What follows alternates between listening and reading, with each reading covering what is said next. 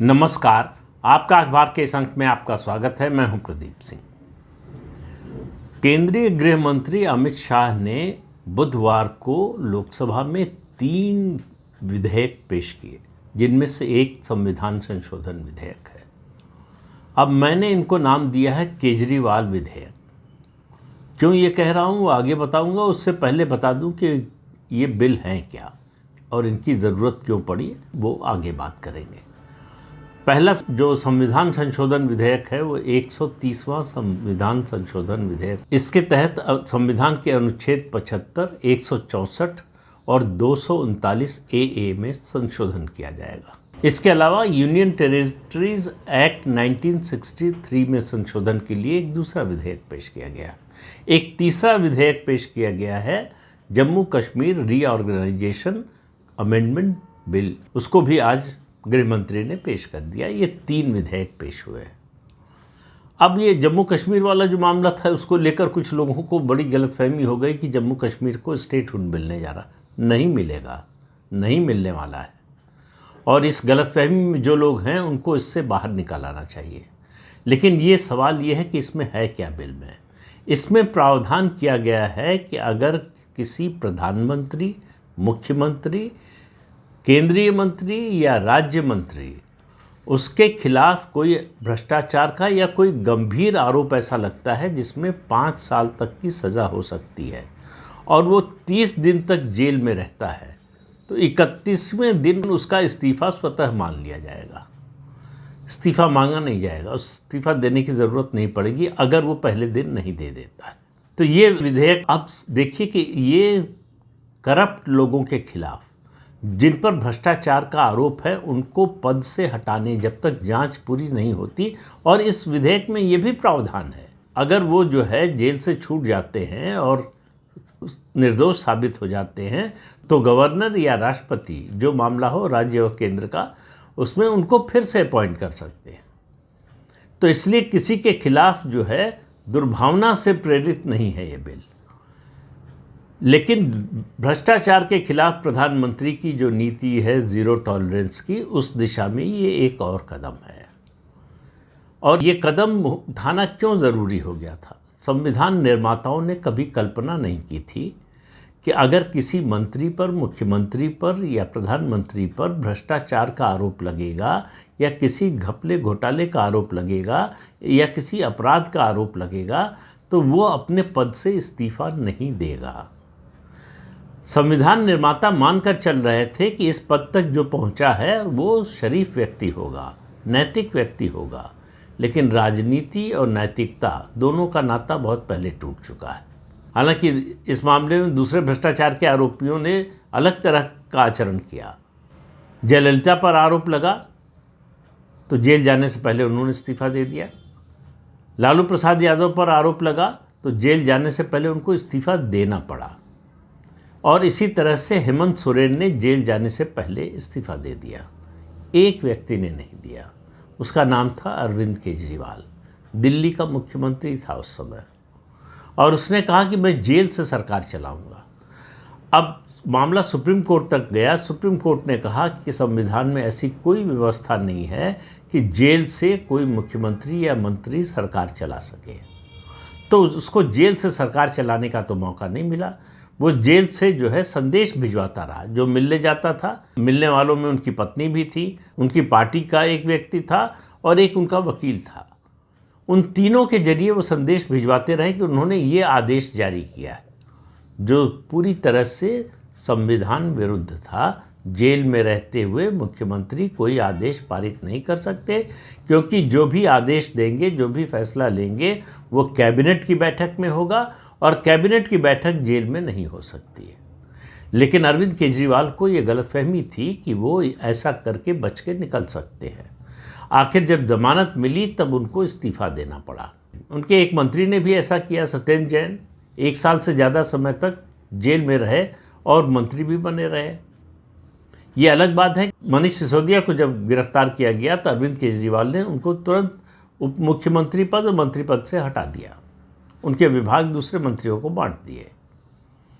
तो अरविंद केजरीवाल ने जो किया उसकी वजह से ये सवाल उठा कि भाई संविधान में ये जो ग्रे एरिया है कि मुख्यमंत्री, मंत्री या प्रधानमंत्री जेल चला जाए तो क्या वहाँ से वो शासन चला सकता है, सरकार चला सकता है? इसके बारे में संविधान मौन नहीं है। संविधान कहता है कि नहीं चला सकता। लेकिन क्या गिरफ्तारी के बाद, जेल जाने के बाद उसको पद से इस्तीफा दे देना चाहिए? इस पर संविधान मौन है।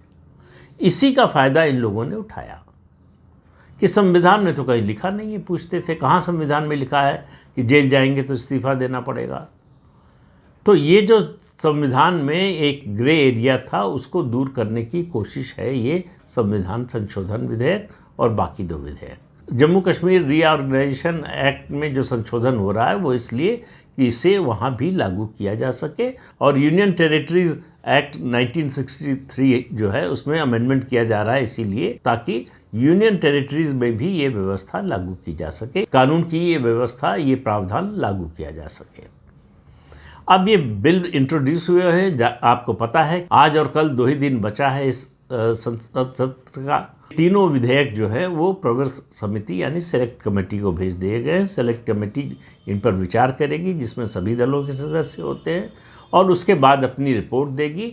और ये मानकर चलना चाहिए कि संसद के शीतकालीन सत्र में ये संशोधित विधेयक जो सेलेक्ट कमेटी की रिकमेंडेशन होगी उसके आधार पर सरकार क्या बातें मानती है क्या नहीं मानती है, उसके आधार पर एक नया बिल लेकर सरकार आएगी और इसको पास कराएगी। सरकार को पूरी उम्मीद है कि जो लोग भ्रष्टाचार के खिलाफ हैं वो इसका समर्थन करेंगे। लेकिन विपक्ष को इससे बहुत परेशानी हो रही है। संविधान बचाने का जो नारा लगाते हैं वो संविधान को कुचलना चाहते हैं। वो संविधान के ग्रे एरिया खोजते रहते हैं कि कहाँ बच निकलने का रास्ता है। तो विपक्ष जो है ऐसे मौके या ऐसे प्रावधान खोज रहा है जिससे भ्रष्टाचार के आरोपियों को बचाया जा सके। भ्रष्टाचार के आरोपियों को कैसे कानून के मुताबिक सजा दिलाई जा सके, इसके लिए प्रधानमंत्री नरेंद्र मोदी की सरकार कोशिश कर रही है लगातार। पहले उम्मीद थी कि शायद जो है नैतिकता के नाते ये बात समझ में आएगी, लेकिन ये बात समझ में आई नहीं। अरविंद केजरीवाल ने सरकार को मजबूर कर दिया इस तरह का कानून में संशोधन करने के लिए। अगर अरविंद केजरीवाल ने गिरफ्तारी के बाद, जेल जाने के बाद इस्तीफा दे दिया होता तो मुझे नहीं लगता कि ये कानून या ये संविधान संशोधन विधेयक आता। अब विपक्षी दलों का ये कहना है कि ये विपक्ष की आवाज़ दबाने के लिए है। अजीब अजीब तर्क दिए जा सकते हैं कि किसी को 30 दिन जेल में रखा जा सकता है। अरे भाई, जेल में रखने का फैसला कोई सरकार नहीं करती है, अदालत करती है। और किस आरोप में है ये भी आरोप तय करती है अदालत। तो अदालत तय करेगी कि ये व्यक्ति 2 दिन रहेगा, 3 दिन रहेगा या 30 दिन रहेगा या 60 दिन रहेगा, कितने दिन जेल में रहेगा, ये अदालत का फैसला होता है।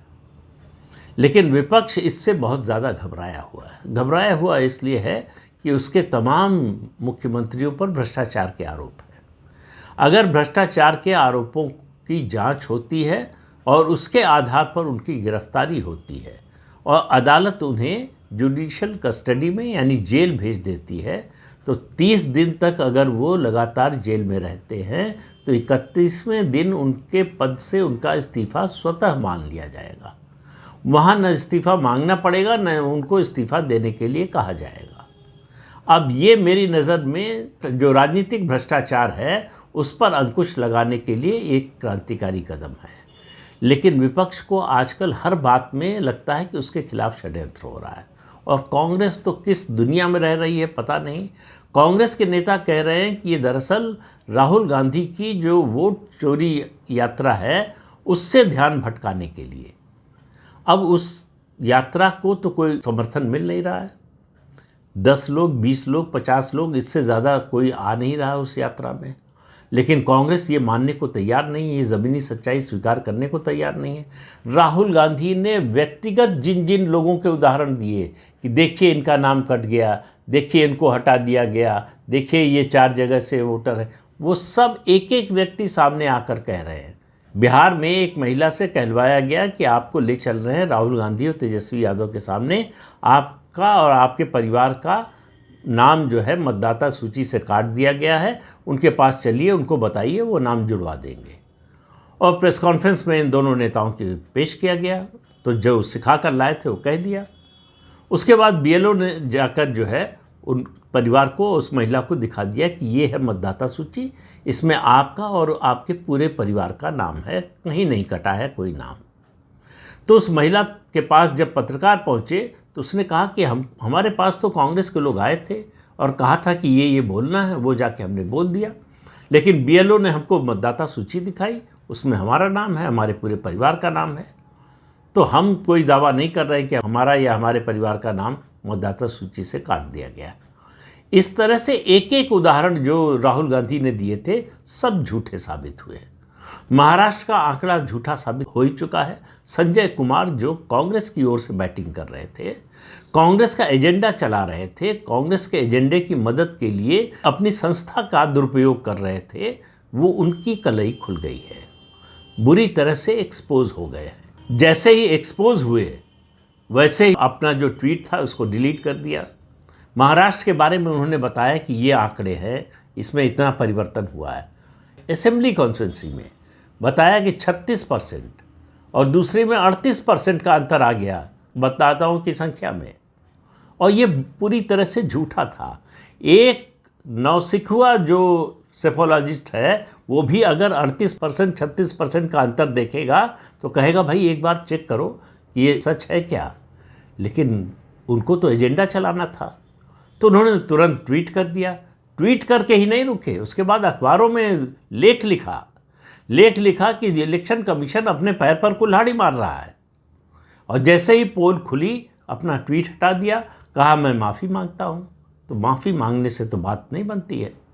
मैं किसी की हत्या कर दूँ और कहूँ कि मैं माफ़ी मांगता हूँ। आपने देश की चुनावी प्रक्रिया को संदेह के घेरे में खड़ा करने की कोशिश की है, देश के जनतंत्र पर हमला करने की कोशिश की है। ये अगर राजद्रोह नहीं है, राष्ट्रद्रोह नहीं है, तो फिर और राष्ट्रद्रोह क्या होगा?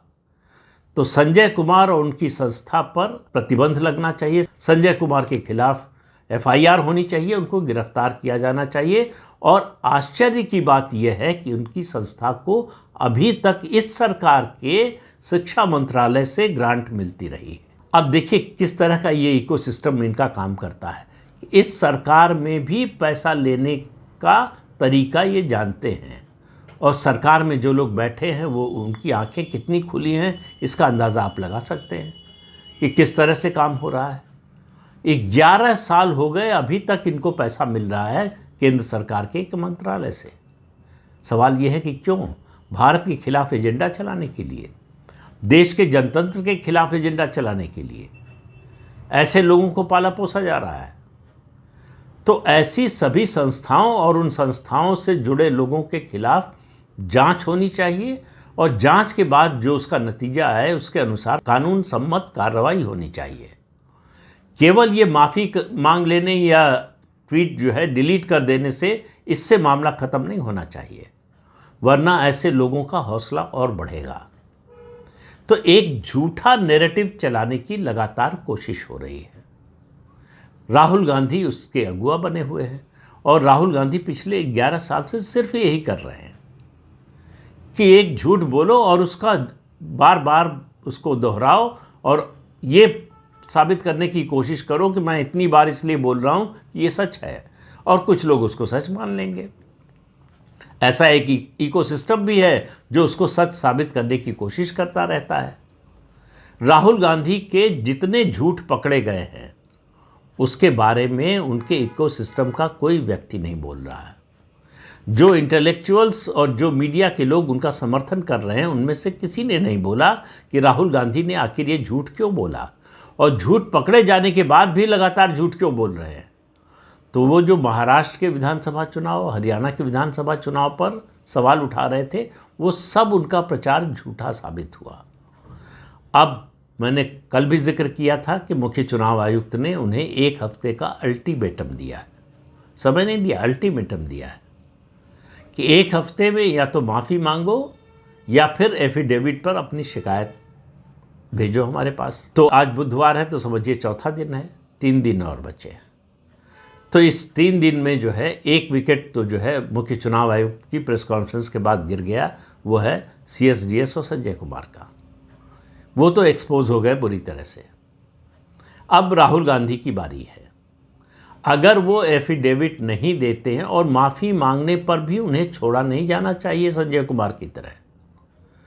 माफ़ी मांगना इसका कोई जो है निराकरण नहीं है समस्या का।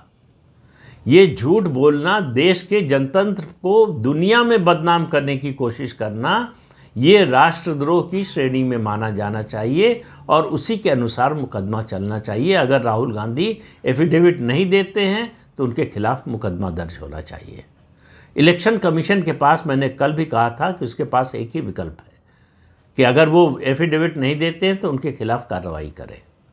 अगर इस मामले में इलेक्शन कमीशन पीछे हटता है तो इसका मतलब उसका पक्ष कमज़ोर है, इसका मतलब ये है कि वो डर रहा है। सख्त से सख्त कार्रवाई होनी चाहिए। जो भी, जिस पार्टी का भी नेता हो, जिस संस्था से भी जुड़ा व्यक्ति हो, अगर वो देश के जनतंत्र को बदनाम कर रहा है, देश की डेमोक्रेसी को कमज़ोर करने की कोशिश कर रहा है, उसके खिलाफ अभियान चला रहा है, तो उसके खिलाफ कार्रवाई ज़रूर होनी चाहिए अगर आप जनतंत्र को बचाना चाहते हैं। तो ये जो संविधान बचाओ का नारा लगाते घूमते हैं, ये संविधान के सबसे बड़े दुश्मन हैं। ये हर वो काम करते हैं जो संविधान विरुद्ध हो।